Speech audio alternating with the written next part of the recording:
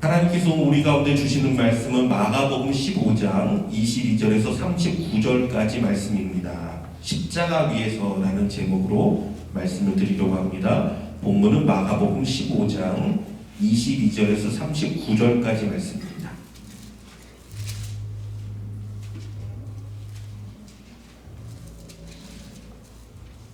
마가복음 15장 22절에서 39절까지.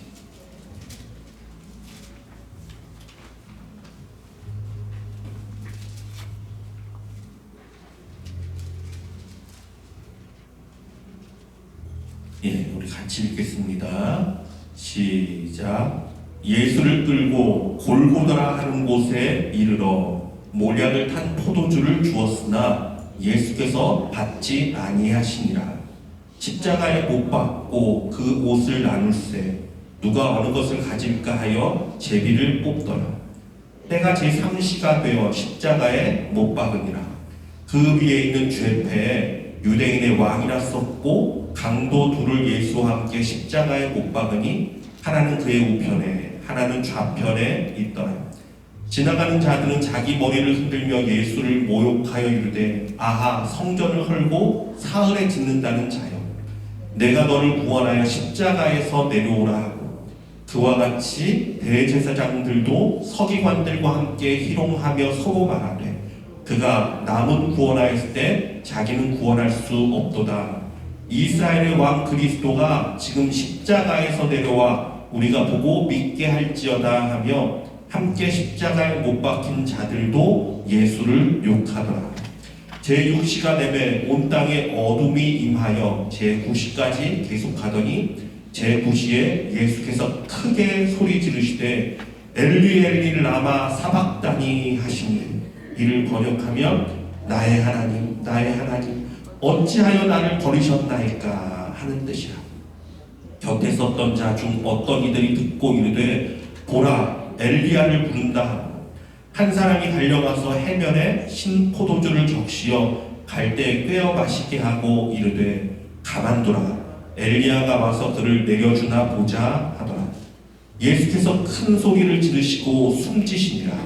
이에 성소휘장이 위로부터 아래까지 찢어져 둘이 되니라. 예수를 향하여 섰던 백부장이 그렇게 숨지심을 보고 이르되 이 사람은 진실로 하나님의 아들이었도다 하더라. 아멘. 자, 오늘은 예수님께서 십자가를 지시기 위해 예루살렘에 오르셨던 종려주일입니다. 사람들은 오병이어의 기적을 일으키고 병든 자를 고치고 죽은 자를 살려내신 이 예수님을 환영하면서 겉옷을 벗어서 길에 내려놓고 종려가지를 흔들며 환영했습니다. 이렇게 찬양을 했죠.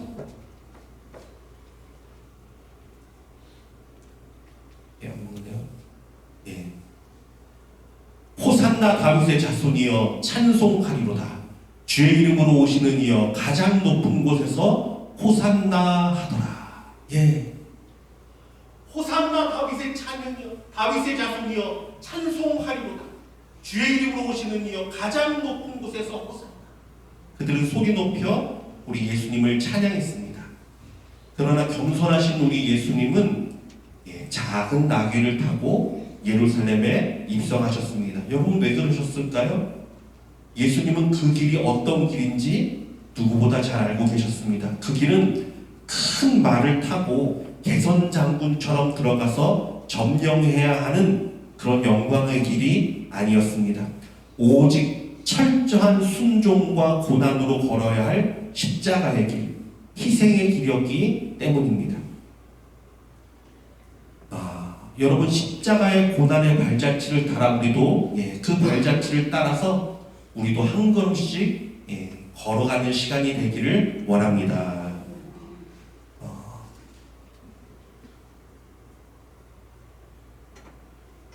이제 그래요. 예수님께서 고난 받으시기 전에, 그러니까 십자가에 달리시기 하루 전날 저녁부터 시간을 좀 같이 보려고 합니다. 우선 예수님은 십자가에 달리시기 전날 저녁 제자들과 함께 식사를 나누었습니다. 이때의 시간은 아마 목요일 저녁 6시쯤 되었을 것으로 봅니다. 성경에 나와 있는 시간은 유대인 시간이기 때문에 우리의 시간으로 바꿔서 지금 말씀을 계속 드리겠습니다. 아마 빨라도 5시쯤 됐을 거예요. 예수님께서 제자들을 부르셔서 제자들의 발을 하나씩 다 닦아주시고 세족식을 하셨죠. 발을 닦아주시고 너희도 이렇게 서로 사랑하고 서로 섬기는 자가 되라 말씀하시고 만찬을 베푸셨습니다. 이것은 너희를 위한 내 살과 내 피라. 이것을 마실 때 나를 기념하라. 주님 말씀하시고 잔을 나눠주시고 떡을 떼어 주셨습니다. 식사를 마칠 때쯤 가룟 유다는 예수를 팔기 위해 나가고 예수님은 남은 제자들과 겟세마네 동산에 기도하러 올라가셨습니다. 이때가 저녁 9시쯤 되었을 거로 추정을 합니다. 지난주에 말씀을 나눴듯이 예수님은요 생명을 내어놓고 기도하셨습니다. 정말 땀방울이 핏방울 같이 떨어지도록 간절히 하나님께 간구하셨어요. 말씀하시되 내 마음이 심히 고민하여 죽게 되었으니 너희는 여기 머물러 깨어있으라 하시고 십자가를 앞둔 예수님의 마음은 너무 무겁고 너무 힘들고 너무 아프고 그래서 제자들에게 깨어서 같이 기도하자 말씀하셨어요. 하지만 제자들은 한시도 깨어있을 수 없었습니다.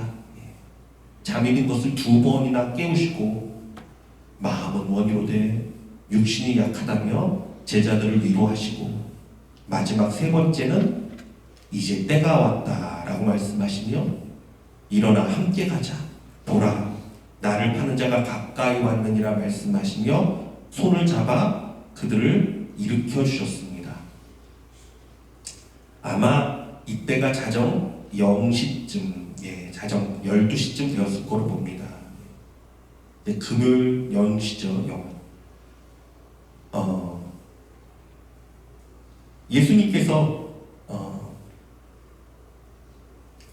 그곳에서 나오셔서 나오실 때 가룟 유다가 사람들을 끌고 왔습니다. 대제사장들의 종들과 사람들을 끌고 와서 그들이 예수님을 잡았습니다. 예수님을 잡아서 그들은 산헤드린 공회가 소집된 대제사장의 집들로 예수님을 끌고 갔습니다. 이 산헤드린 공회는 뭐냐면요, 당시에 대제사장을 중심으로 70명의 사람들이 모여서 유대인의 그 종교 재판과 또 종교 회의를 하던 유대인의 최고의 그 모임입니다. 이것은 모세가 이전에 70명의 장로들을 세웠잖아요. 이것을 따라서 한 것입니다. 그래서 그들 가운데는 대제사장 중심의 사두개파 사람들과 또 서기관 중심의 바리새인들이 거의 대부분 이렇게 채웠어요. 여기서 잠시 예수님 당시의 분파를 좀 설명을 해드리면 이렇습니다. 예수님 당시의 분파를 좀 이해하면 우리가 더 이해가 쉬워요. 여기 보면은 왼쪽에 빨간 글씨는 친로마주의예요. 그러니까 로마와 아주 가까이 했던 분파 사람들이고, 오른쪽에 있는 파란색은 반로마, 그러니까 로마를 적대시했던 사람들입니다. 먼저 양 끝에 있는 우리 헤롯 당과 또 반대쪽 끝에 있는 열심당을 먼저 보도록 해요. 이 양 끝에 있는 사람들은 극과 극을 달렸던 사람들입니다. 그래서 헤롯 당은 누구냐면 말 그대로 완전히 그 헤롯의 그 당시에 분봉왕이었죠. 헤롯의 편에 서서 그를 지지했던 사람들. 그래서 그 헤롯을 통해서 모든 득회와 모든 부귀영화를 누렸던 사람들. 이게 헤롯 당이에요. 이 헤롯 당의 그 물질적인 권세가 아주 컸습니다. 자, 그리고 반대로 오른쪽 끝에 있는 열심당은 완전 반대입니다. 이스라엘의 독립을 위해서라면 살인을 저지른 것과 폭동을 일으키는 것도 마다하지 않았던 아주 격렬했던 민족주의자들. 이게 열심당이었어요. 자, 그리고 가운데 있는 두 사두개인과 바리새인을 좀 살펴보면, 먼저 사두개인은 누구냐 하면 다윗왕 때 대제사장이었던 사독이 있어요. 사독이라는 제사장이 있었죠. 이 사독이라는 제사장의 후손들이 이어서 사두개파를 이루었다라고 봐요. 인간적으로 봤을 때는요, 그냥 이스라엘 족속의 레위인들, 그 레위인들 가운데서도 최고로 존귀한 자들이죠. 왜냐하면 그들 가운데서 대제사장이 나왔잖아요. 사두개인 가운데 늘 대제사장이 뽑혔어요. 또 이들은 모두 예루살렘 성전에서 중요한 요직들을 맡았습니다. 사독이 아론의 후손이잖아요. 그래서 그랬고 또 이들이 예루살렘 성전의 중요한 요직을 다 맡았습니다. 사두개인들은요, 성전 중심에서 모든 이득을 누렸다는 사람이에요. 그런데 여러분, 가진 것이 많은 사람들은 어떻습니까? 가진 게 많은 사람들은요, 잃을 것도 많잖아요. 그러니까 로마의 지배 안에서 자기의 기득권을 지키기 위해서는 이들이 어떻게 했냐면 로마와 손을 잡고 타협했습니다. 그래서 어느 정도까지 타락했냐면 대제사장의 임명권을 로마가 가져갔습니다. 그러니까 하나님이 대제사장을 임명하는 게 아니라 로마의 정치권에서 대제사장을 임명합니다. 올해는 누가 대제사장을 해라. 내년에는 누가 해. 이런 식으로. 그러니까 대제사장을 할 수 있는 사람은 누가 되겠습니까? 사두개인 중에서도 아주 정치력이 뛰어나고 로마와 아주 친밀한 관계를 가진 사람만이 대제사장이 될 수 있었어요. 그 당시. 또 원래 대제사장은요, 구약에 보면 예수 그리스도를 예표하는 직이잖아요. 이 대제사장이. 그러니까 오직 한 사람만 종신직이에요. 이 사람이 죽을 때까지는 바뀌지 않습니다. 대제사장은요. 그리고 오직 한 명이어야 돼요. 오직 한 명이어야 돼요. 이게 대제사장이에요. 그런데 대제사장이 정치적으로 이용되자 어떤 일이 벌어졌냐면 대제사장이 여러 명이 생겨버립니다.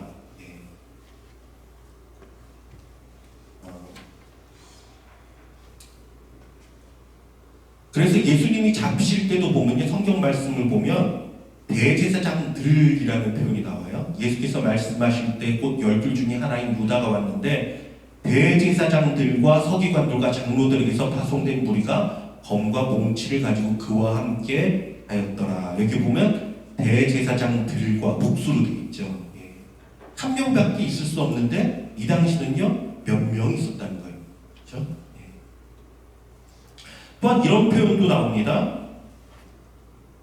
요한복음 18장 13절에 보면 먼저 안나스에게로 끌고 가니 안나스는 그 해의 대제사장인 가야바의 장인이더라. 자, 그 해의 대제사장, 이게 무슨 말이죠? 그 해가 넘어가면 대제사장직을 다른 사람에게 준다라는 표현이잖아요. 그렇죠? 그 해의 대제사장. 그러니까 무슨 말이냐면 로마에서 이 정치적으로 이것을 이용하다 보니까 대제사장을 해마다 몇 명인지 번갈아 가면서 시키기도 했고요. 자기가 원하는 사람을 세우기도 했습니다. 그러니까 사실은 얼마나 부정이 많고 사실은 얼마나 문제가 많은, 그러니까 대제사장이 사실은요, 그 당시는 너무나도 부끄러운 그런 위치였어요. 자, 그렇다면 나머지 사두개인들은 어땠을까요? 이들도 성전의 요직을 차지하기 위해서는 로마와 아주 밀접한 관계를 가져야만 했습니다. 당시 예루살렘 성전은요, 정말 엄청난 부를 그들에게 가져다 주었습니다. 한번 생각해 보세요. 성도가 10,000명, 20,000명 되는 교회가 있다고 생각해 보세요. 얼마나 그 교회가 사실은 힘이 있고 얼마나 부가 가겠어요. 성도가 10,000명, 20,000명 된다고 하면 그렇겠죠.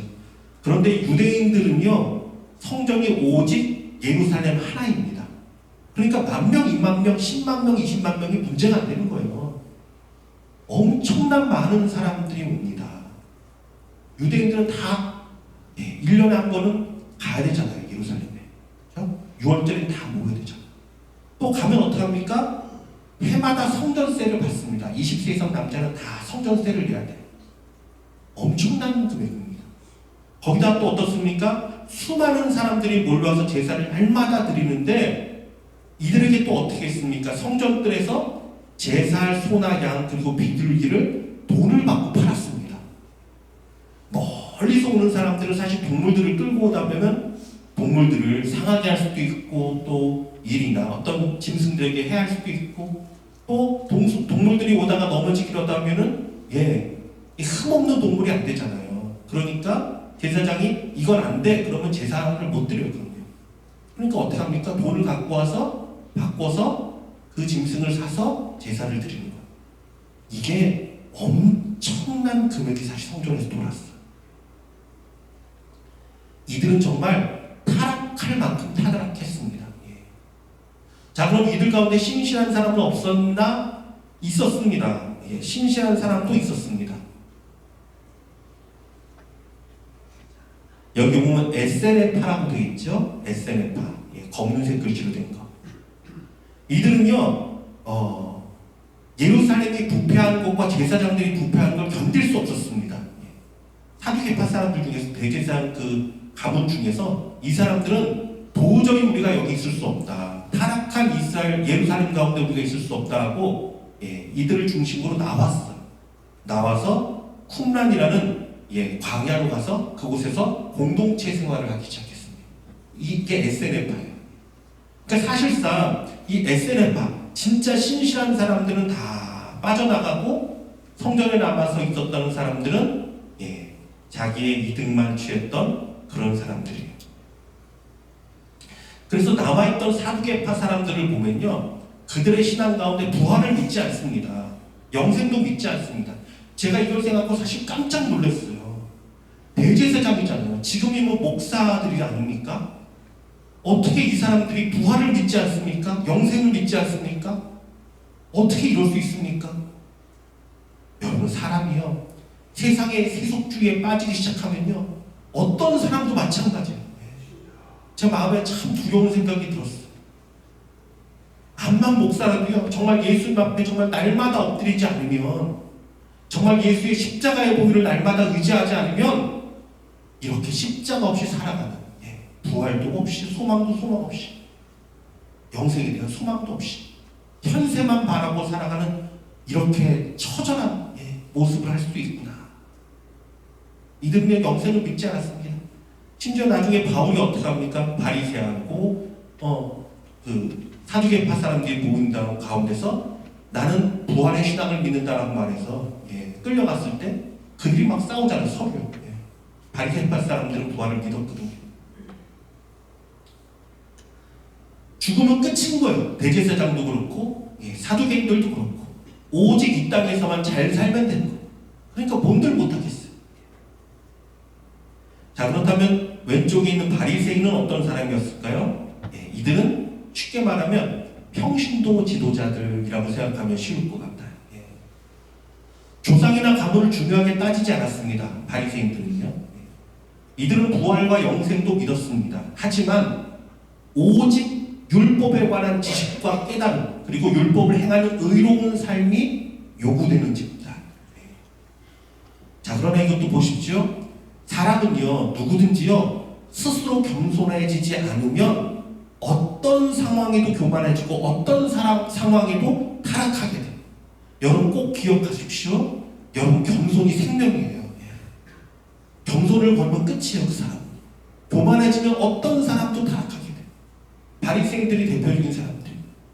이들은요, 말씀을 붙들고 말씀 가운데 온전히 쓰고자 했는데 이 말씀이 자기를 교만하게 만들어버렸어요. 율법적인 의를 행하는 것들이 자기를 교만하게 만들어버렸어요. 그래서 율법의 무거운 짐 위에 자신들의 규율들을 더해서 그것을 휘두르면서 사람들을 정죄하고 판단하고 넘어뜨리는 완악한 모습이 되고 말았습니다. 이게 바리새인들의 모습입니다. 자, 그렇다면 이들이 왜 예수님을 죽이려 했을까요? 왜 바리새인들, 왜 사두개인들, 왜 대제사장이 예수님을 죽이려까지 했을까요? 말씀을 보면 사실 예수님은요, 끝까지 이들이 돌이키기를 원했습니다. 이들이 변하기를 원했어요.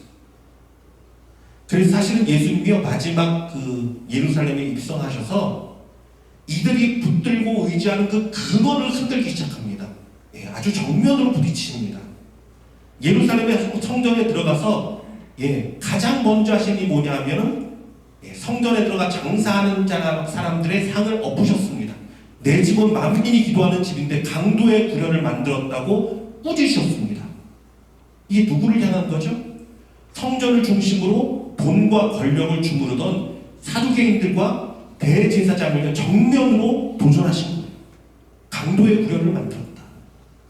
그들의 가장 민감한 부분, 그거를 정면으로 엎으셨습니다.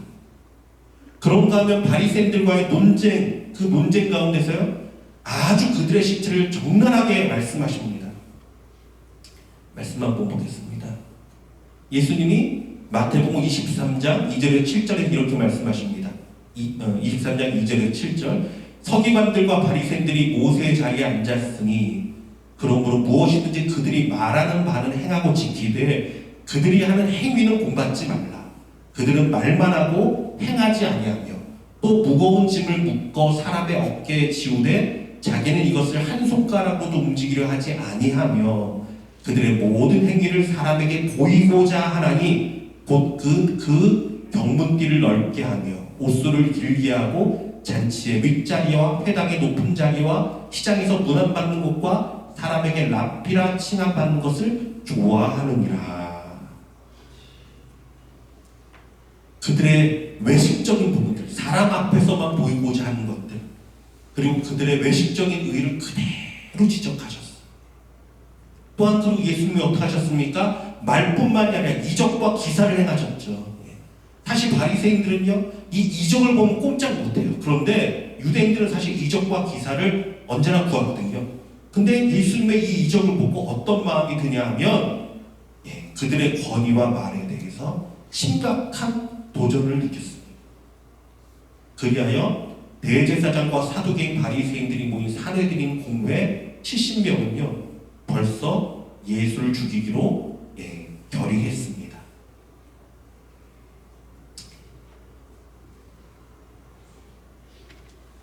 자, 이 사내들인 공회에서 예수님이 끌려가서 대제사장이 예수님을 신문하는데 그 사형에 벌써 죽이기로 작정했기 때문에 그 사형에 알맞는 죄목을 정해야 된단 말이에요. 무엇 때문에 이 사람을 죽게 한다, 이걸 정한단 말이에요. 예수님을 신문하는데 죄가 없습니다. 예수님이 아무 죄가 없잖아요. 다른 사람들이 이것저것 고발하지만 아무것도 예수님을 죽일 만한 근거가 없습니다. 그러다가 그들이 만들어낸 죄가 뭐냐 하면 바로 신성모독이었어요. 저가 하나님의 아들이라 말한다, 참담하다, 이것은 죽일지에 해당한다. 사실 그거를 신성모독죄로다가 예수님을 죽이기로 완전히 결의합니다. 하지만 사내들인 공회에서 사람을 죽일 수 있는 권한은 없습니다. 이것은 로마인의 법정에 가야 해결되는 문제였어요.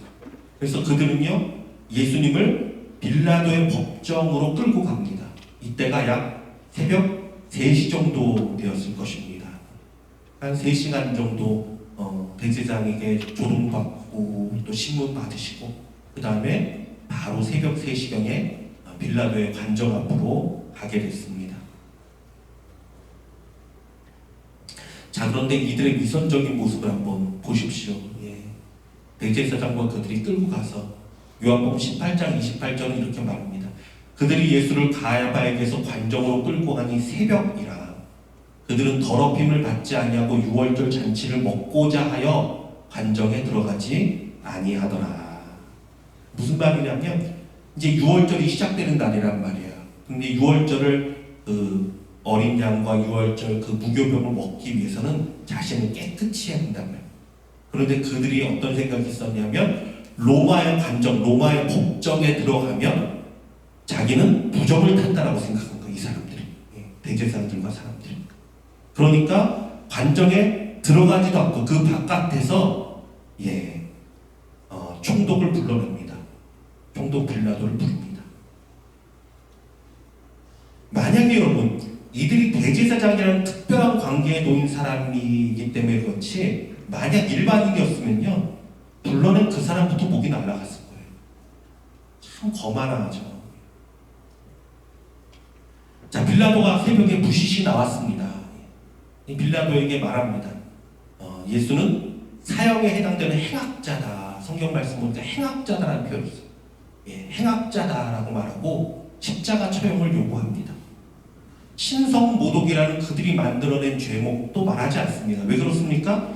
신성모독이라면 로마에서 관할할 법이 아니에요. 로마법으로 처리할 수 없습니다. 신성모독은 로마법에서 문제시 삼을 이유가 없어요. 그러니까 신성 모독이 아니라 그냥 행악자다, 악을 행했다. 빌라도는 이 재판을 보고 이게 사실은 재판할 거리가 안 되는데 너무 사실은 귀찮은 거 아닙니까? 이 재판을 피하려고 했습니다. 그래서 어떻게 하냐면 말씀 보니까 우선 이 예수님이 갈릴리 사람인 것을 확인하고는요, 예수님을 헤롯에게 보냅니다. 그 당시에 헤롯 대왕이죠. 사실 빌라도와 헤롯은 원수지간이었습니다. 왜냐하면 사실은 헤롯은 그 땅의 분봉왕이죠. 그 땅의 책임질 왕인데 로마에서 총독을 파견한 게 빌라도란 말이에요. 그러니까 권력이 사실은 부딪히는 관계입니다.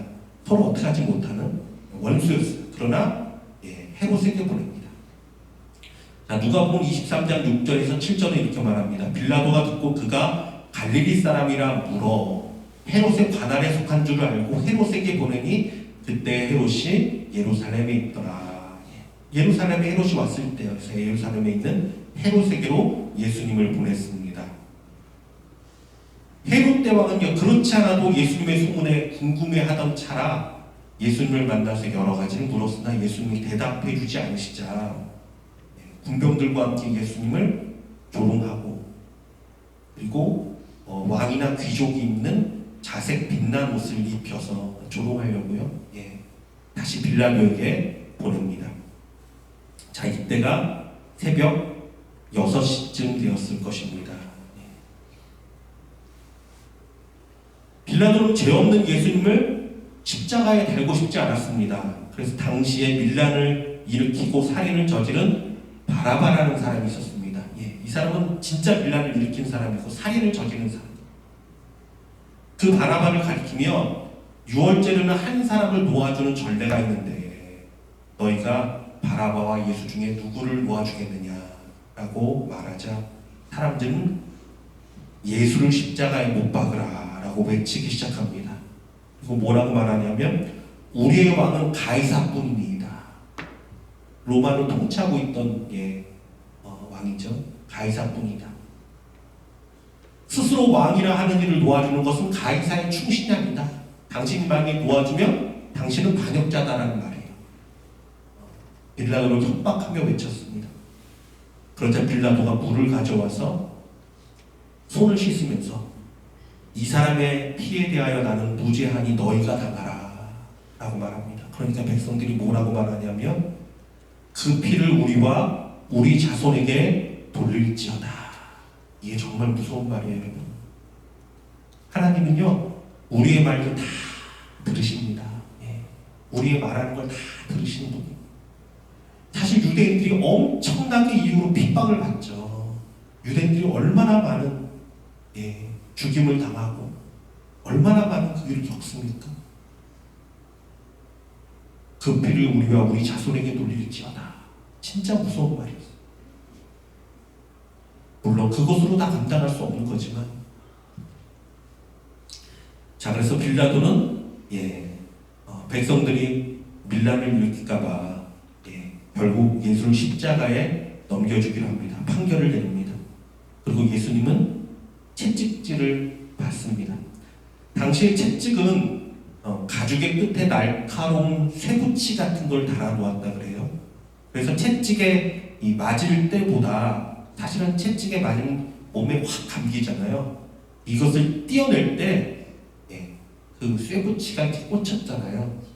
그래서 살까지 튀어나가고 피가 튀는 고통을 겪어야 했다고 합니다. 머리에는 가시로 만든 왕관을 씌워서 막대기로 때리며 조롱했습니다. 그러나 이 채찍도 십자가의 처형의 고통에 비하면 아무것도 아니었어요. 당시에 이런 기록이 있었다 그래요. 십자가 처형에 앞서서 가족들이요, 채찍질하는 사람한테, 채찍질하는 사람에게 먼저 채찍질 하니까 이 사람에게 오히려 돈을 주었다고 합니다.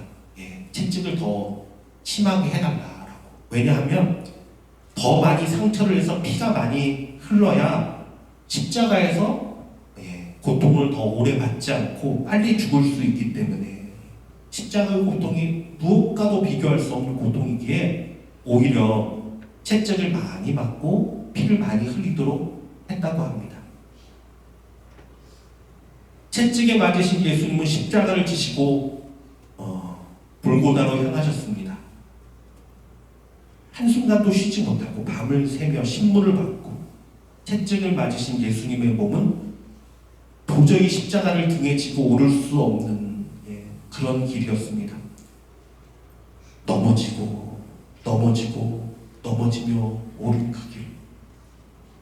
여러분, 그 십자가의 무거운 짐은 바로 내 죄의 무거운 짐이며 우리의 악한 생각과 행식들의 무거운 짐임을 여러분 기억하시는 저와 여러분 되기 원합니다. 그렇게 골고다 언덕을 오르셔서 십자가에 못 박히셨습니다. 이때가 우리 시간으로 오전 9시경입니다. 먼저 군병들은 몰약을 탄 포도주를 예수님께 주었습니다. 몰약은요, 약간의 마취 효과가 있다 그래요. 그래서 십자가에 못 박기 전에 마지막 배려죠. 십자가에 못 박히는 사람들에게 이 몰약을 탄 물을, 그러니까 포도주를 조금씩 줬다 그래요. 왜냐하면 여러분 생각해 보세요. 산채로 못 박히는 거잖아요. 그 못이 손과 발을 뚫고 나무에 박히는 거죠. 이건 견딜 수 없는 고통입니다. 그래서 아주 잠시 조금이라도 고통을 잊게 해주기 위해서 십자가에 못 박히는 사람에게 모략을 탄 포도주를 주었다고 해요. 근데 우리 예수님은요, 그것을 받지 않으셨습니다. 우리를 위한 고통과 아픔, 그 고난의 잔을 하나도 남김없이 다 받으시기 위해서, 그 고통을 다 겪기 위해서 그 모략탄 포도주를 먹지 않으신 것입니다. 큰 망치와, 그래요, 아마 녹슨 대못이겠죠. 그것이 예수님의 손과 발을 뚫고 나무에 박혔습니다. 피가 튀고 뼈는 어그러졌을 것이고 아마도 그 고통의 소리는 땅에 사무쳤을 것입니다. 골고다는요, 성 바로 옆에 있는 데입니다. 대로변 옆이에요. 지금은 예루살렘 그 성전, 그러니까 예루살렘 성, 그러니까 성전 말고 예루살렘 성 있죠? 그 예루살렘 성 안에 있어요. 그 예수님 순환의 교회가. 그러니까 이 예루살렘 성이 옛날보다 좀 더 이렇게 넓어진 거죠. 그 당시보다. 그러니까 이게 얼마나 가까운 곳입니까? 바로 문 옆에 있었던 큰 길가에 모든 지나가는 사람들이 볼 수 있도록 매달린 이 십자가예요. 사람들의 조롱과 비난의 소리가 그치지 않았습니다. 저가 남은 구원하였을 때 자신은 구원할 수 없도다. 이스라엘 왕 그리스도여, 지금 내려와 우리로 빚게 하라. 너가 내려와서 우리로 빚게 해봐라. 그러나 예수님은요, 그들을 저주하지 않으셨습니다. 오히려 이렇게 기도하셨습니다. 아버지, 저들을 사하여 주옵소서. 자기들이 하는 것을 알지 못함이니이다. 말씀하시며 그들을 위해 끝까지 중보해 주시고 기도해 주셨습니다. 십자가의 처형은 십자가에 매달아서 피와 수분이 이제 점점 빠지잖아요. 피가 점점 흐르잖아요. 피와 수분이 빠져나가게 하면서 동시에 팔레스타인의 그 뜨거운 태양 아래서 사람을 말려 죽이는 형벌입니다. 그 뜨거워진 피, 그 타는 태양에 뜨거워진 피가 심장을 볼 때마다 타들어가는 고통과 갈증이 있었어요. 못에 매달린 팔과 다리는요, 온몸을 지탱해야 했기 때문에 못 박힌 상처는 점점 더 벌어지며 그 상처는 더욱더 아파왔을 것입니다. 그렇게 12시가 되자 해가 그 빛을 잃기 시작했습니다. 캄캄해지기 시작했습니다. 어둠이 임했습니다. 엘리 엘리 라마 사박타니, 예수님 외쳤습니다. 나의 하나님, 나의 하나님, 어찌하여 나를 버리시나이까? 어찌하여 나를 버리시나이까? 예수님의 가장 큰 고통과 두려움이 고백되는 순간입니다. 십자가의 고통보다 더 아픈 것은 아버지 하나님조차 십자가의 아들을 향하여는요 고개를 돌리셔야만 했습니다. 하나님과의 단절의 고통. 겟세마네에서 예수님 기도하셨잖아요. 아빠 아버지여, 아버지께는 모든 것이 가능하오니 이 잔을 내게서 옮기시옵소서. 그러나 내 원대로 마옵시고 아버지의 뜻대로 되기를 원하나이다. 가장 친근한 표현인 아빠 하나님. 가장 친근한 아빠를 부르며 간구했던 예수님을 하나님은요 십자가 위에서는요 완전히 고개를 돌리셔야만 했습니다. 하나님 아버지와의 단절. 예수님에게 이보다 더 큰 고통은 없습니다. 이보다 더 큰 아픔은 없습니다. 이것보다 더 큰 무서운 것은 없습니다. 하나님과의 단절. 하나님이 왜 그렇게 고개를 돌리셔야만 했습니까? 왜 예수님을 그 십자가에 버려두어야만 했습니까? 예수님이 그 저주를 다 받으셔야 우리에게서 그 저주가 물러갑니다. 예수님의 그 간구와 기도가 거절당하고 완전히 버림받아야 하나님과 단절된 우리의 모든 죄값이 다 치러지기 때문이에요. 예수님은 십자가에서 그렇게 처절하게 버림받고 저주받고 고통받고 죽으셔야만 했습니다. 우리의 모든 죄를 대신 지시는 예수님은 그렇게 우리를 위해 모든 것을 희생하셔야 했습니다. 사랑하는 성도 여러분, 우리는 이 은혜로 절대 하나님께 버림받지 않는 자됨임을 기억하길 원합니다. 그걸 위해 예수님이 죽으셨죠. 그걸 위해 고난당하셨죠. 그것 위해서 버림받으셨죠. 여러분, 그래서 하나님은요 예수 그리스도를 의지하여 주님 앞에 나가는 사람을요 절대 버리시지 않습니다. 그럴 수 없어요. 예수님의 희생이 있었습니다. 예수 이름으로 간구하면 하나님이 절대 고개를 돌리지 않습니다. 예수님이 나의 죄를 위해 아낌없이 모든 고통과 저주를 다 받으셨기 때문에 그렇게 예수님은 큰 소리를 지르고 죽으셨습니다. 이때가 오후 3시경이었습니다. 예수님이 죽으신 후 얼마가 되었는지는 모르겠어요. 군병들이 예수님이 정말 죽었는지 확인하기 위해, 사실 십자가에 매달린 사람은요 보통 그거보다 더 오래 매달려 있다 그래요. 예수님이 사실은 좀 빨리 돌아가신 거예요. 그러니까 예수님이 그 전에 고통을 얼마나 많이 당하셨는지 우리가 짐작할 수 있어요. 예수님이 진짜 죽었는지를 확인하기 위해 창으로 그의 옆구리를 찔렀습니다. 그러자 어떻게 했습니까? 옆구리에서 피와 물이 흘러나왔습니다. 어느 의사의 쓴 글을 보니까 이렇게 이야기하더라고요. 사람이 심장이 멈추면 피가 안 돌게 되면요 몸 안에 그냥 피가 고이게 되는 상태가 되는 게 지극히 정상적인 거래요. 그래서 체온도 떨어지지만 이때 고이게 된 피가 그 혈병이라고 합니다. 뭐 피떡이라고도 말하는데 혈병이라고 그래요. 혈병과 혈청으로 나누어지게 된다 그래요. 혈청은 수액 같은 거예요. 그냥 뭐 물 같은 거예요. 피가 굳어지면서 몸 안에서 나눠진다 그래요. 혈청은 혈장에서 섬유소 성분인 피브리노겐을 뺀 상태의 물과 같은 수분 성분인데, 그래서 예수님 몸에서 피와 물이 나왔다는 것은 의사가 들으면 이분이 완전히 죽으시고 심장이 멈추신 지 시간이 꽤 지났구나, 이걸 알 수 있다 그래요. 예수님은요 그렇게 우리를 위해 물과 피를 다 쏟으셨습니다. 다 내어주셨습니다. 사랑하는 성도 여러분, 그 피가 나를 정결케 하고 그 물은 나에게 생명을 주는 것임을 잊지 마시기 바랍니다. 예수님의 죽으심이 없었다면요 우리는 영원한 생명, 영원한 천국을 소망할 수 없어요. 하지만 예수님의 은혜로 우리는요, 영생을 얻고 생명을 얻었음을 기억하는 자가 되기를 원합니다.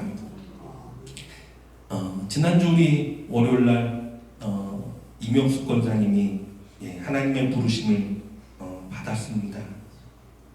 이제 제가 사실 이제 고난주가 이제 시작되고 할 때쯤이잖아요.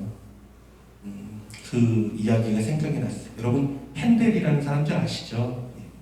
핸델 메시아에 작곡했던 이 핸델이 신앙이 정말 깊었다 그래요. 정말 깊었다 그래요. 그래서 마지막에 그에게 소망이 있었다고 합니다. 무슨 소망이냐면 자기가 이제 몸이 병들고 누워서 죽을 때가 다가올 때가 이 고난주 때쯤 됐습니다. 내 소망은 무엇이냐면 예수님의 죽으심과 함께 죽고 예수님의 부활하심과 같이 그날에 나도 주님과 함께 천국에 올라가는 것이 내 소망입니다 라고 말하고 문을 닫고 들어갔대요. 그리고 정말로 성금요일에 죽음을 당하고 그리고 그의 영혼은 하늘로 올라갔습니다. 마치 우리 권사님도 그런 것 같아요. 고난주가 시작되고 예수님의 그 고난을 묵상하는 이때 정말 우리 권사님은 하늘나라 소망하시고 하나님을 사랑하셨던 분, 주님과 함께 고난과 죽음으로 갔다가 주님과 함께 부활의 영광으로 하늘나라에 올라 영원한 기쁨과 영원한 영광을 누리는 권사님 된 줄 믿습니다. 여러분 그렇습니다. 우리에게는 소망이 있습니다. 우리에게는 꿈이 있습니다. 우리에게는 영생이 있습니다. 우리에게는 예수님의 보혈의 능력이 있습니다. 여러분 그러므로 예수님의 사랑을 헛되이 버리지 않는 자가 되기를 원합니다. 정말 그 사랑을 묵상하고 그 은혜를 기억하고 날마다 그 사랑을 의지하여 주님을 찬양하고 경배하는 저와 여러분 되기를 주님의 이름으로 축원합니다. 사랑하는 아버지 하나님, 예수님께서 잡히시던 그날부터 아버지 하나님의 시간을 생각하며 예수님 고난 받으시고 예수님 채찍에 맞으시고 예수님 그 십자가에 달리신 모든 순간을 생각해 봤습니다. 주님이 우리의 영혼, 우리의 마음이 그 십자가 앞으로 향하게 하여 주시옵소서. 우리가 지식으로 아버지 이것을 아는 것이 아니라 아버지의 마음으로 영으로 주의 십자가 앞에 나가는 심령 되게 하여 주시옵소서. 그 십자가 앞에 엎드려 예수님의 나를 위해 흘린 그 보혈, 나를 위해 흘린 그 물과 피를 아버지 아니며 아버지 뚝뚝 떨어지는 그 피를 맛보는 그 자를 되게 하여 주시고 그 피 아래 나아가 아버지 나를 위한 예수님의 그 사랑을 발견하는 자 되게 하여 주시고 아버지 예수님의 죽으신 그 자리에서 나도 아버지 우리의 육신과 우리의 나를 세상 정욕과 세상의 모든 것 못 받고 예수 그리스도의 능력으로 다시 살아나 새로운 삶을 사는 데를 신명되도록 하나님의 역사하여 주시옵소서. 예수님께서 그 고통과 그 아픔과 그 저주와 하나님까지 고개 돌리시는 그 단절을 겪으셔야만 했던 이유는 하나님이 우리를 이제 다시는 버리지 않게 하기 위해서 하나님이 언제나 우리의 간구에 응답하시고 우리의 기도에 응답하시기 위해서 예수님 그 모든 고통을 받으셨사오니 예수의 보혈을 의지하여 간구하는 우리 성도들의 기도 하나님의 마음을 받아주시고 아버지 주의 보혈로 정결하게 하시고 하나님을 온전하게 하시고 하나님을 사랑하는 마음으로 온전히 살 수 있는 심령 되도록 성령님의 역사하여 주시옵소서. 고난주를 보내게 됩니다. 예수님을 더 묵상하고 사랑하는 심령 되게 하여 주시고 그 십자가에 합당한 삶을 발견하는 자들 되게 하여 주시옵소서. 그 보혈의 능력으로 힘을 얻어 살아가는 복된 우리들 성도들 되도록 주님 축복하여 주시옵소서. 살아계신 예수 그리스도의 이름으로 기도드리옵나이다. 지금은 우리 주 예수 그리스도의 은혜와 하나님의 극진하신 사랑과 성령님의 위로 감동 역사하시는 충만하신 은혜가 그 십자가의 보혈, 그 사랑, 그 고통, 그 눈물이 다른 사람이 아니라 날 위한 눈물과 날 위한 고통과 날 위한 피 흘림임을 기억하고 날마다 그 십자가 앞에 나아가 감사하며 주님의 은혜를 기억하며 주님의 생명, 주님의 보혈을 헛되이 보내지 않도록 날마다 그 십자가에 합당한 삶을 살도록 아버지 우리가 온전하기를 다짐하고 그 십자가를 의지하기로 다짐하는 여기 모인 모든 성도들과 우리 선교사님과 이 땅과 열방 가운데 지금부터 영원토록 항상 함께 계시기를 축원하옵나이다.